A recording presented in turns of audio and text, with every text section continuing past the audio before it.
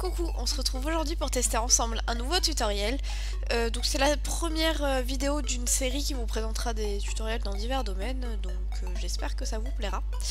Et aujourd'hui on se retrouve pour tester Maya. Donc, Maya c'est un logiciel d'animation 3D que tous les pros utilisent pour faire des films d'animation, des jeux vidéo, des effets spéciaux ou des publicités par exemple. Et du coup si vous voulez faire de l'animation, je trouve que c'est bien d'utiliser ce logiciel, de savoir s'en servir. Et j'ai trouvé un long tutoriel très bien expliqué, très complet, avec des TP, tout ça, enfin vraiment super. Et du coup je me disais pourquoi pas le tester avec vous. Et comme ça on aura la vision de débutant. Parce que je n'ai jamais touché à Maya, je l'ai téléchargé il y a quelques jours. Et voilà, donc j'espère que vous serez aussi motivé que moi pour le finir. La personne qui l'a écrit dit qu'il faut à peu près un mois pour le lire et le réaliser, donc on verra bien si on le fait en un mois. Et voilà, du coup on va commencer tout de suite. Alors bon, d'abord je vous mettrai en barre d'infos. Donc il explique un peu tout le fonctionnement d'un logiciel 3D. On va d'abord voir l'interface, parce que je pense que c'est important quand même. Si vous passez par la version student, donc étudiant, et donc vous l'aurez gratuitement pendant 3 ans. Donc ça c'est cool, parce que version de 30 jours, voilà. Alors en premier lieu vous avez les main menus. Je vous conseille de le télécharger en anglais parce que tout le tutoriel est basé sur une version anglaise.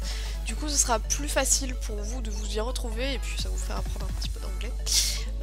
Désolée pour ceux qui sont pas très forts en anglais, mais bon, voilà, je vais essayer de vous traduire si j'y arrive. Mais bon, vous y retrouverez vite. Hein. Donc vous avez donc la barre principale, donc les main menus. Désolée pour mon accent. Donc voilà, hein, dans tous les logiciels vous l'avez. Donc c'est le menu principal où vous retrouverez toutes les options de Maya que vous retrouverez aussi là. Ensuite vous avez la status line. Donc c'est juste en dessous, c'est ici. Et donc elle est... Ah, donc en fait c'est juste des raccourcis. Et aussi vous avez plusieurs menus apparemment sur Maya. Donc vous avez plusieurs modes. Alors... Ah, voilà, c'est ici.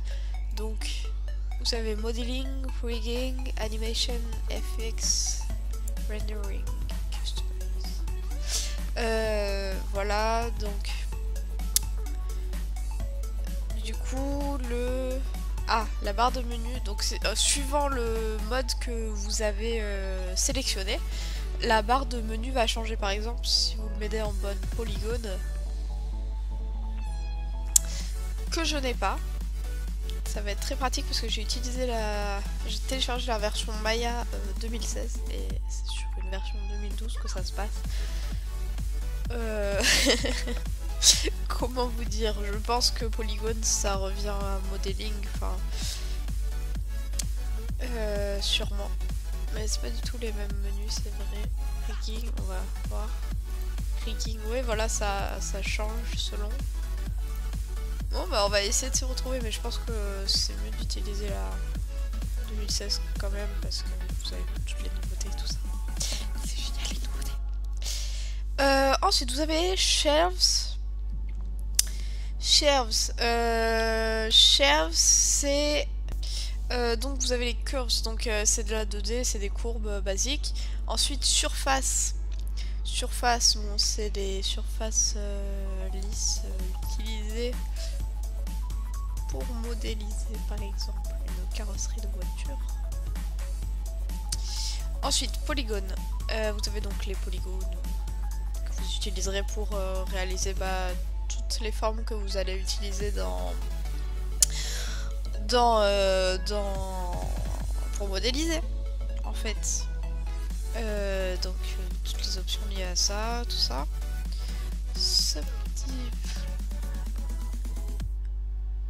En fait c'est juste pour sculpter vos formes, pour les écraser, les découper, les décapiter, tout ça. C'est pour casser les formes et faire de la modélisation quoi. D'ailleurs ça a l'air vraiment cool en fait. Ça a l'air super. Rigging, il n'y est pas non plus mais on va essayer de comprendre à quoi ça sert. Donc je pense qu'on complétera cette formation après. Donc animation, là vous avez donc toutes les animations. Bah comment animer un personnage évidemment. Ce qui nous intéresse je pense pour la majorité d'entre nous. Rendering, donc voilà, bon ça c'est pour préparer la scène au rendu, donc vous avez tous les effets de lumière, de lumière. Ah, pour appliquer des matériaux aux polygones, tout ça. En plus c'est vraiment très lisible, on comprend à quoi ça sert tout de suite. Après donc ça c'est pour faire tous les effets.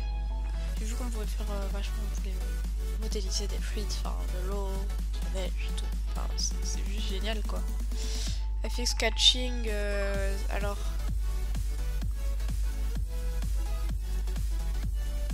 Bah, ça c'est toujours pour les effets spéciaux, après je sais pas exactement à quoi ça sert. Custom. Custom, je crois que custom c'est pour... Enfin si vous voulez... vous pouvez mettre vos fonctionnalités préférées en fait. C'est bah, votre onglet à vous. Et Xgen.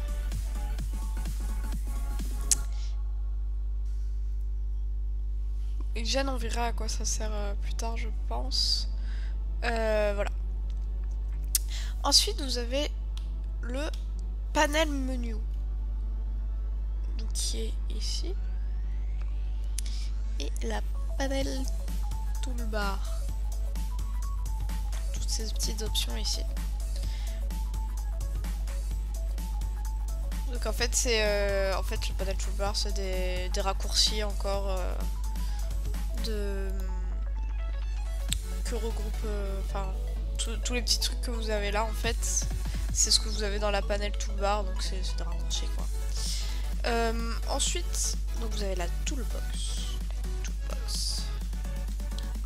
Toolbox hein, c'est ce qui est ici. Que vous avez là. Donc là on a beaucoup d'options donc je pense qu'on va les retenir au fur et à mesure qu'on va les utiliser. Bien sûr évidemment. De toute façon c'est que de la pratique franchement. Le logiciel demande beaucoup de patience mais voilà. Faut vouloir modéliser et il faut pas être pressé. Parce que là pour apprendre à servir de tout ça, il vous faudra du temps. Mais je pense que ça peut être vite fun. Du coup, vous inquiétez pas, ça va être marrant. Donc le Quick Layout Buttons.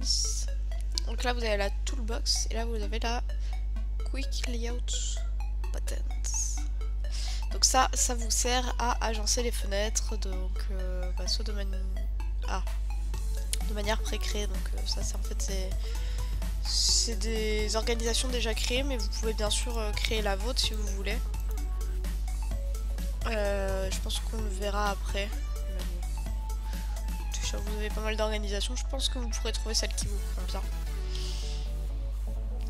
Alors ensuite vous avez la Hotbox, donc qui est un menu caché. Pour tenir, c'est comme les champions cachés dans Street Fighter.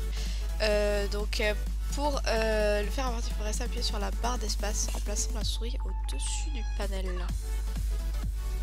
Ah, vous avez ça, d'accord.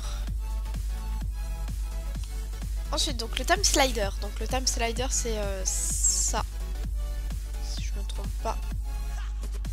C'est bien ça. Time slider, donc c'est. Bah, vous avez les frames. Le frame, c'est une unité de temps.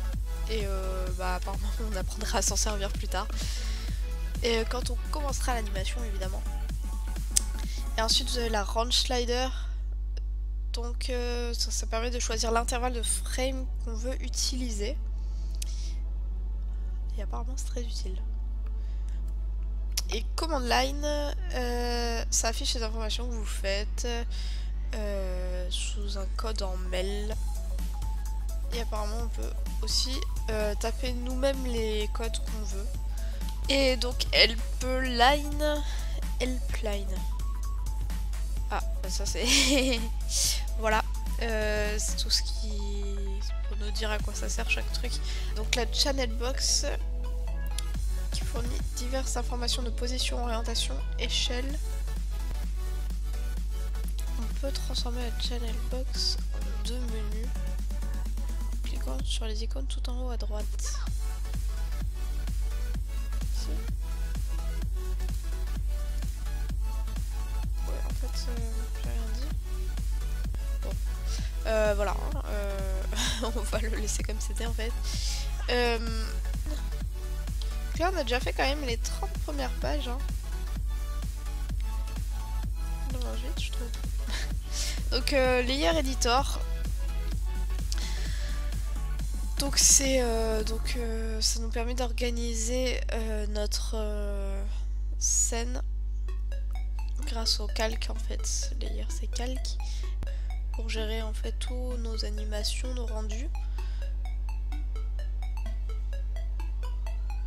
Oui voilà, vous pouvez faire par exemple ça peut être découpé en plusieurs passes, apparemment ils appellent ça, donc moi je pense que c'est des calques du coup.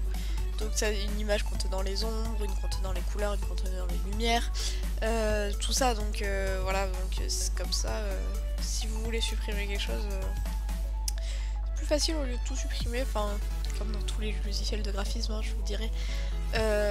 Donc là il va nous apprendre la navigation dans le panel, parce que pour l'instant bon il n'y a rien, donc on s'en fout un peu, mais après quand on va mettre nos dessins, on peut mettre des dessins là par exemple, pour que ce soit fidèle à ce qu'on modélise. Du coup bah, il faut qu'on sache naviguer dans le panel, donc là il va nous apprendre des raccourcis tout ça. Donc alors, il y a plusieurs façons de se dépasser dans la vue 3D, donc on va prendre les raccourcis. Alt, clic gauche, et ça fait ça. Changer l'angle de vue. Alt, clic du milieu. Ça c'est pour voilà, faire déplace latéralement. Et Alt, clic droit pour zoomer avec précision. Là on va le remettre à peu près comme c'était. Voilà. Pas très bien. Bon bah maintenant du coup on sait comment se naviguer. Voilà, c'est tout pour aujourd'hui. N'hésitez pas à liker et à vous abonner si vous avez aimé la vidéo. Je vous retrouve très vite pour un prochain Let's Learn with me. En attendant, bye bye.